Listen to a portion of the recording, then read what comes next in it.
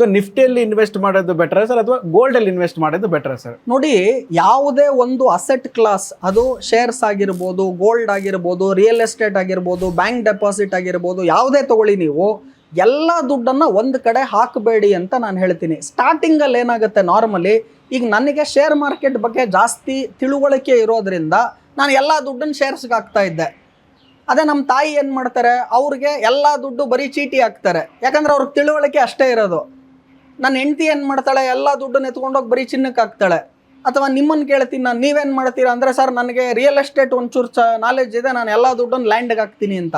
ಶುರುವಲ್ಲಿ ಜನ ನಾರ್ಮಲಿ ಏನು ಮಾಡ್ತಾರೆ, ಅವ್ರಿಗೇನು ಗೊತ್ತು, ಅವರ ತಿಳುವಳಿಕೆ, ಫಿನಾನ್ಷಿಯಲ್ ನಾಲೆಡ್ಜ್, ಫಿನಾನ್ಷಿಯಲ್ ಲಿಟ್ರಸಿ ಎಷ್ಟಿದೆ ಆ ಐಡಿಯಾ ಮೇಲೆ ಹೂಡಿಕೆ ಮಾಡ್ತಾರೆ.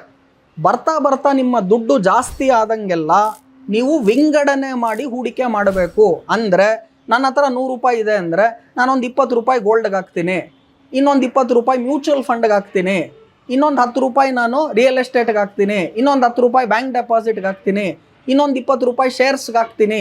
ಈ ಥರ ವಿಂಗಡಣೆ ಮಾಡಿ ಹೂಡಿಕೆ ಮಾಡಬೇಕು.